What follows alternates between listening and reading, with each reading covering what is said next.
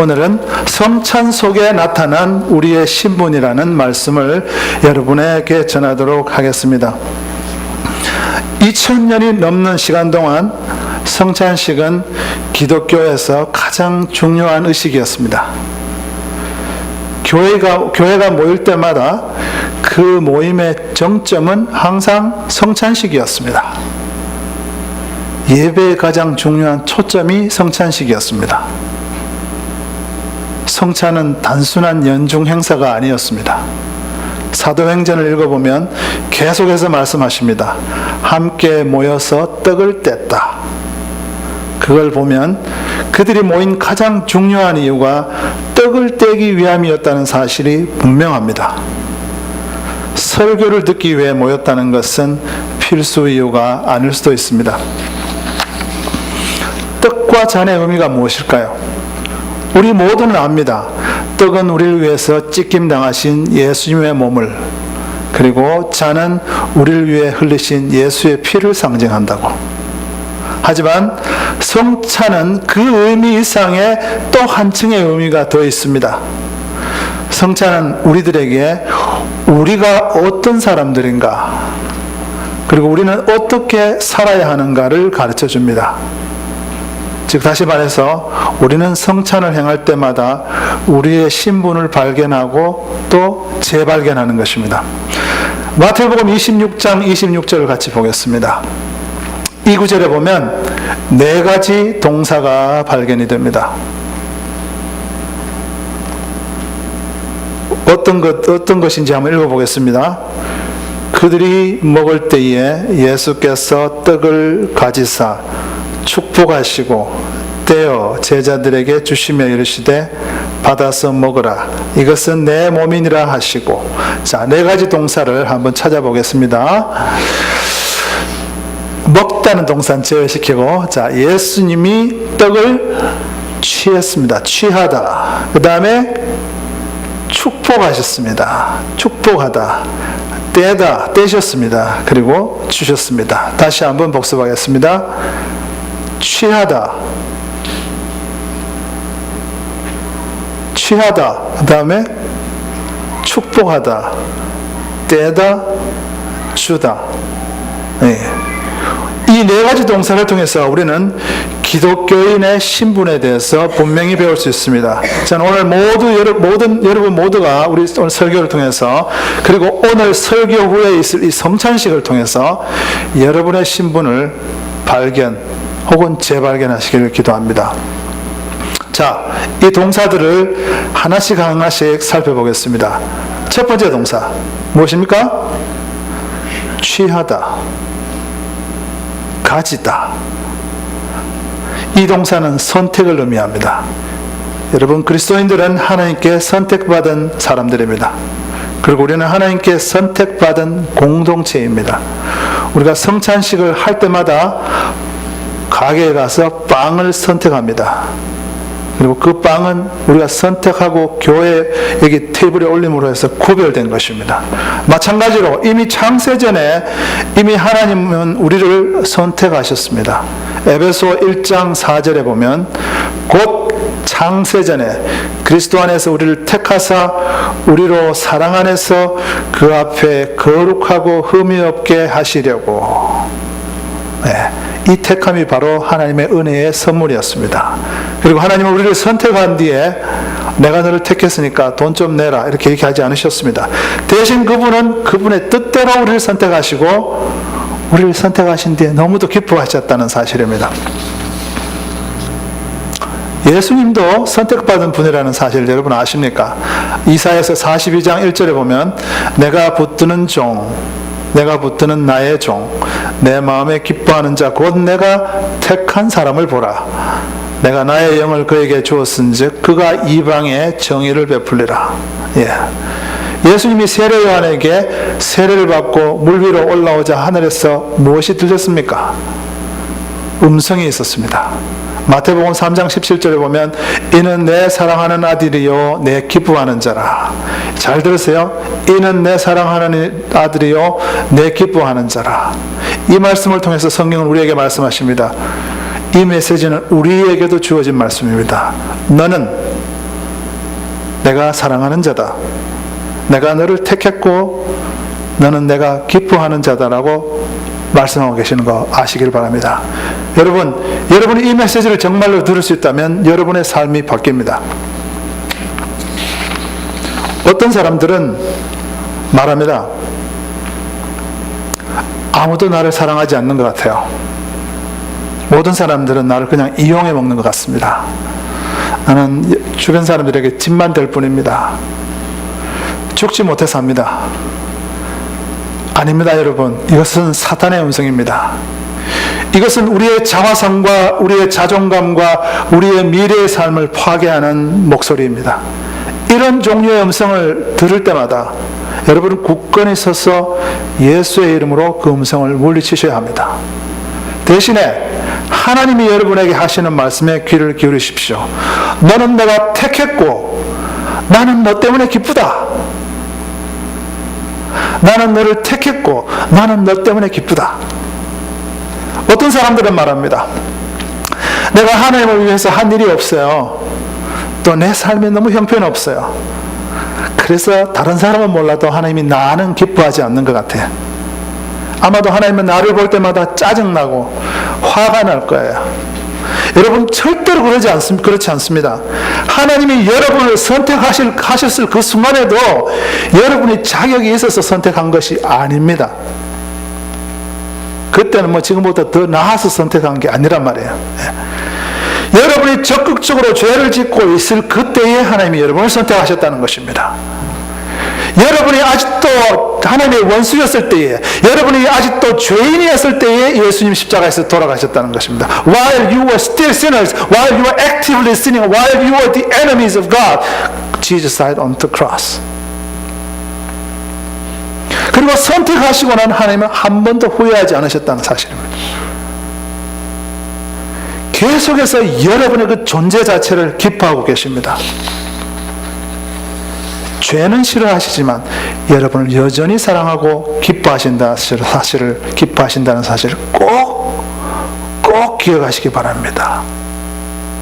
기분 좋지 않습니까? Don't you feel good about this? 꼭 기억하시기 바랍니다. 하나님이 여러분을 지금 어떤 상태에 있든지 여러분을 기뻐하신다는 사실 기억하시기 바랍니다. Please remember, no matter in what condition you are now, God is still pleased with you. 어느 날 비행기 안에서 승객들이 자기 좌석들을 찾는다고 분주할 때 어떤 스튜어디스가 장미 한 송이를 손에 들고 있었습니다. 한 신사가 물었습니다. 축하합니다. 남자친구한테 받았습니까? 그러니까 아니요, 저 남자친구가 없습니다. 그러면 누가 주었지요? 그러니까 제가 그냥 샀어요. 그러니까 그 남자가 좀 측은한 듯이 쳐다보았습니다. 속으로 생각했습니다. 참 불쌍하네. 오죽하면 장미 사줄 사람이 없어서 자기가 그걸 직접 돈 주고 사나. 그래서 다시 물었습니다. 오늘 생일입니까? 그러니까 아니요. 근데 왜 꽃을 샀어요?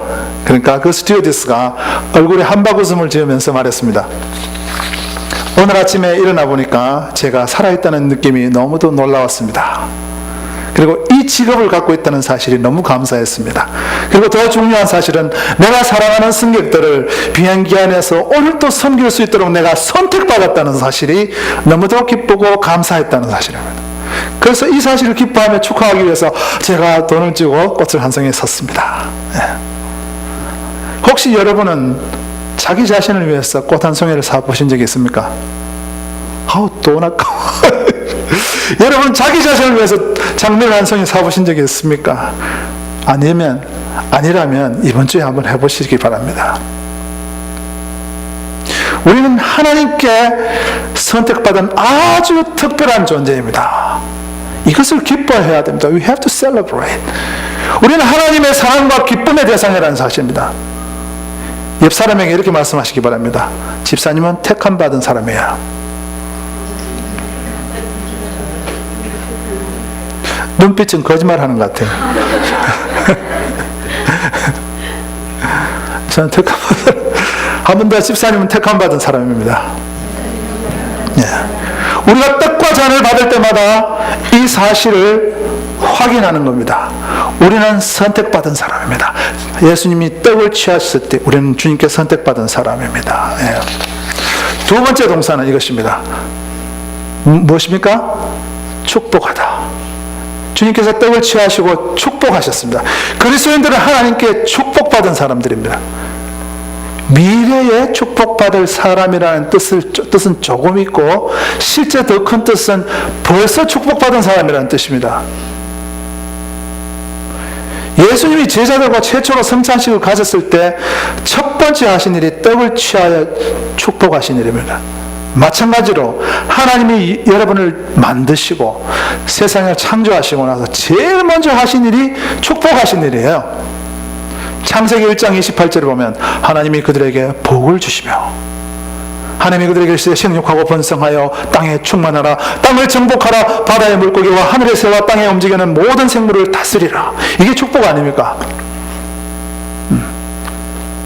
여러분들, 유대인들은 자녀들을 어떻게 기르는지 아십니까? 그들은 축복으로 자녀들을 기른다고 해도 과언이 아닙니다. 아이가 태어나면 랍비나 부모들이 그 신생아를 축복합니다. 생일 파티할 때마다 그 파티의 클라이맥스는 축복의 메시지입니다. 그냥 먹고 마시고 춤추는 것이 아닙니다. 아이들이 12살이 되면 성인식을 하면서 부모들이 축복합니다. 아이들이 학교 갈 나이가 되면 그 부모들이 축복해 줍니다. 전쟁터에 나가기 전에 축복해 주고, 새로운 사업장을 시작하기 전에 축복해 줍니다. 그리고 사람들을 축복하기 위해 그들은 장로들과 랍비들과 종교를 만든 사람들을 초청합니다.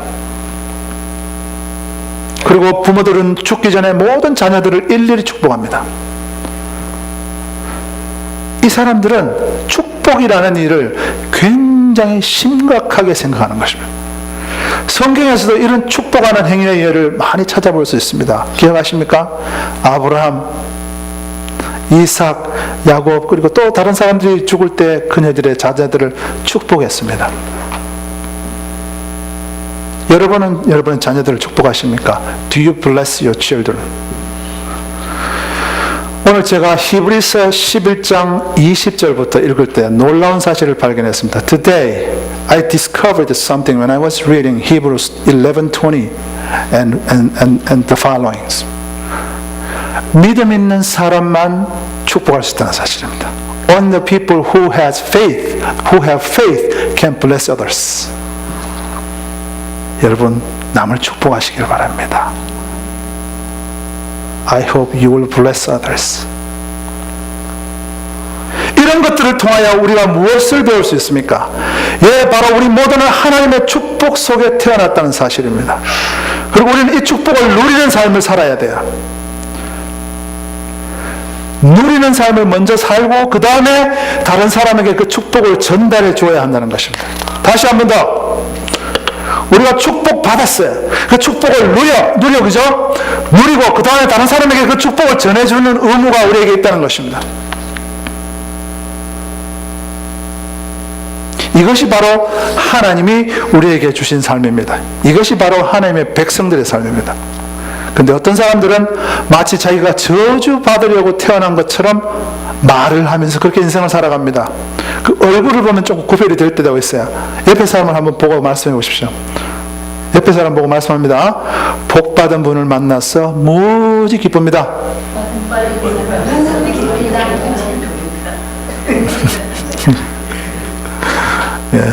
너무 만지지는 마시고. 어떤 분은 이렇게 말씀하십니다. 내 인생은 특별한 의미가 없는 것 같습니다. 그냥 하루하루 살아가는 거죠. 뭐 낙도 없고 신경도 안 써요. 그냥 목적 없이 살아요. 여러분, 이것은 여러분의 말이 아니고 원수가 하는 말입니다. 요한복음 10장 10절, 도둑이 오는 것은 돌질하고 죽이고 멸망시키려는 것뿐이요 내가 온 것은 양으로 생명을 얻게 하고 더 풍성히 얻게 하려는 것이라. 도적이 와서 우리의 축복을 빼앗아가는 겁니다. The thief come and steal our blessings. 만약 여러분의 삶이 저주 같다고 느끼신다면, 지금 당장 포기하고 싶다고 느낀다면 그것은 사단의 음성이라는 것을 꼭 기억하시기 바랍니다. 예수님의 이름으로 결박해갖고 멀리 던져버리시기 바랍니다. 그리고 나서 여러분이 자신을 축복하셔야 돼요. 나는 하나님의 복받은 사람이야. 하나님은 지금도 나를 축복하고 계셔. 이렇게 한번 해보세요. Please do it to yourself. I am a blessed person. God is still blessing me. 이 영어 잘하시네요. 여러분의 배우자를 축복하십시오. 여러분의 남자친구, 여자친구를 축복하십시오. 여러분의 자녀와 이웃을 축복하십시오. 여러분의 직원과 사장님을 축복하십시오. 여러분의 이 세상에 온 이유는 하나님의 축복을 받아 누리고 다른 사람을 축복하는 도구가 되기 위해서 왔다는 사실을 꼭 기억하시기 바랍니다. 여러분의 주변 사람들을 정죄하는 그 행위를 이제 멈추십시오. 여러분이 다른 사람을 정죄하는 순간 여러분은 하나님의 도구가 아니고 사단의 도구가 되는 것입니다. 다른 사람들을 말로, 기도로, 스마일로, 그리고 여러 가지를 이용해서 축복하는 삶을 늘 사시기 바랍니다. 여러분, 미국 속에서 가장 아름다운 문장이 무엇입니까? God bless you. 이거 아닙니까? 제가 한국에 살 때는 이런 말을 몰랐습니다. 한국의 어머니들 자식들한테 이 망할 놈아 나가 되져라 이런 말을 얼마나 많이 했습니까? 어떻게 트랜슬레이트 해야 할지 모르겠네. Korean parents, they tend to curse their own kids. 미국에 와서 가장 아름다운 문장이 God bless you 아닙니까? 그런데 점점점 잃어버리는 게 있어요. God은 빼먹고 bless you만 자꾸 합니다. 그래서 진짜 블레싱이 하나님한테서 온 블레싱인데 그냥 bless you 하면 이거 진짜 축복이 아니란 말이에요.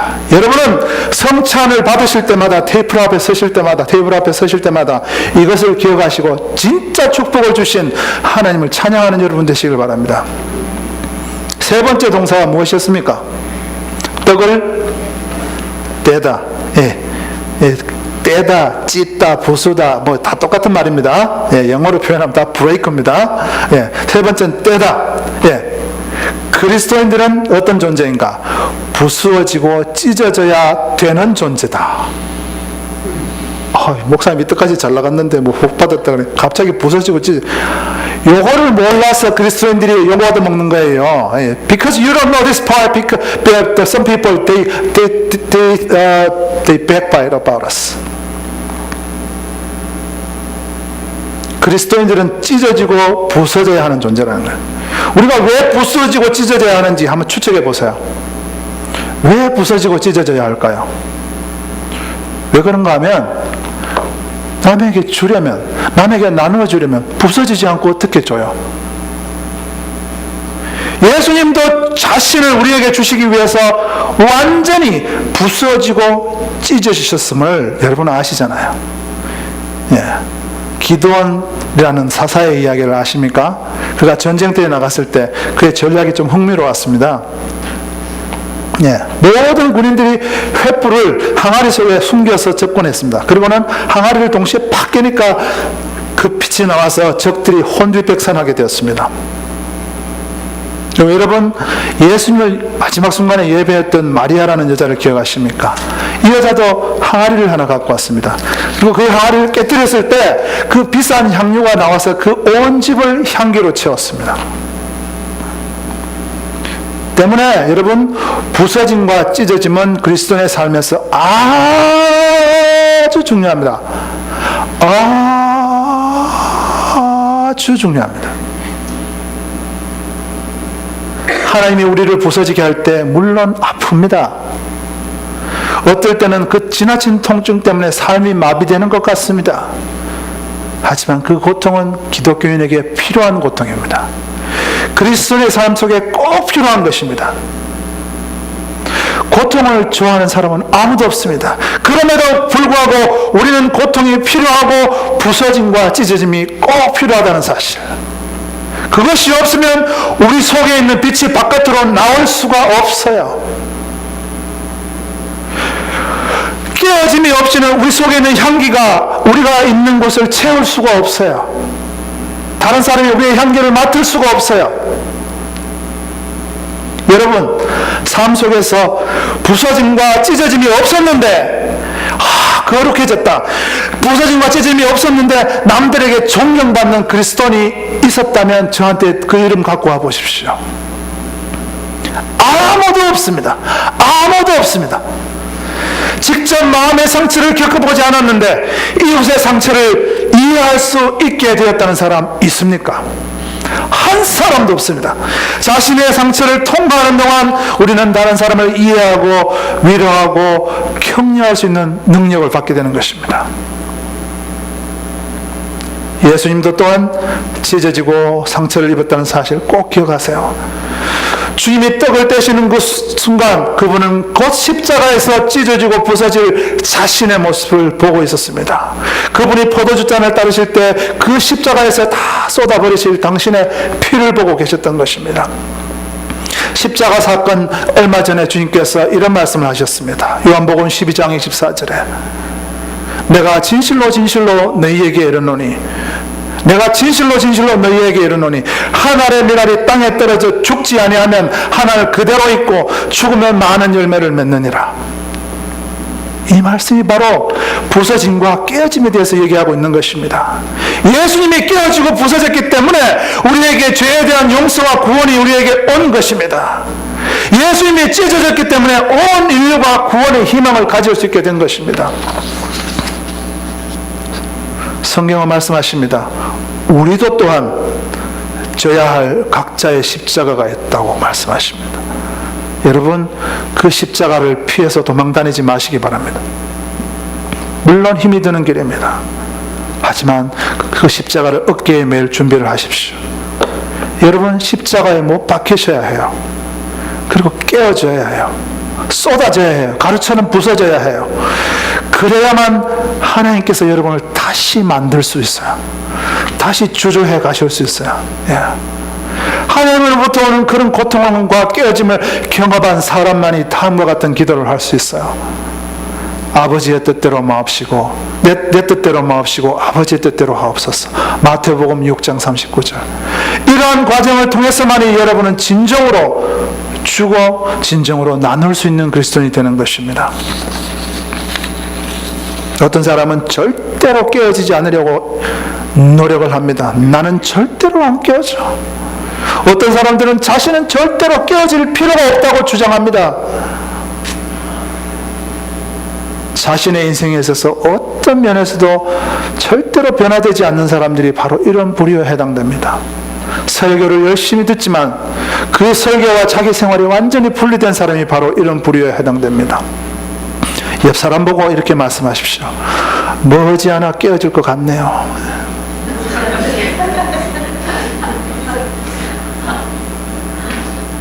왜 안 하세요? 다시 한번 더 머지않아 깨어질 것입니다. 예. 네 번째 동사. 주님께서 떡을 취하시고 축복하시고 떼시고 그 다음에 나누어 주셨죠. 주다라는 동사입니다. 성찬식 우리 그리스도인들에게 우리는 주고 나누는 사람들이라는 사실을 가르쳐 줍니다. 예수님은 빵 조각을 제자들에게 나누어 주시면서 이렇게 말씀하셨습니다. 가지고 가서 먹으라. 이것이 나의 몸이다. 다시 말해서 주님은 당신의 몸과 당신의 생명을 제자들에게 주셨던 것입니다. 요한복음 6장 53절에 예수께서 이르시되 내가 진실로 진실로 너희에게 이르노니 인자의 살을 먹지 아니하고 인자의 피를 마시지 아니하면 너희 속에 생명이 다 이것만 보고 계시네. 저를 대답하는. 네. 답을 몰라서 그러는 겁니까? 네. 인자의 살을 먹지 아니하고 인자의 피를 마시지 아니하면 너희 속에 생명이 없느니라. 없다. 여러분이 예수를 여러분의 구원자로 영접하는 순간 여러분은 생명을 얻을 것입니다. 그리고 성찬 시간 이 사실을 다시 우리에게 한번 확인시켜 주는 것입니다. 우리에게는 예수 안에 있는 우리의 삶, 다시 한번 더 예수 안에 있는 우리의 삶, 우리의 평안, 그리고 우리의 경험들을 다른 사람에게 나누어 주어야 할 책임이 있습니다. 우리의 삶의 의미를 다른 사람에게 전달해야 할 의무가 있습니다. 떡을 받으실 때 여러분은 그 떡을 이웃과 나눌 책임이 있다는 사실을 기억하십시오.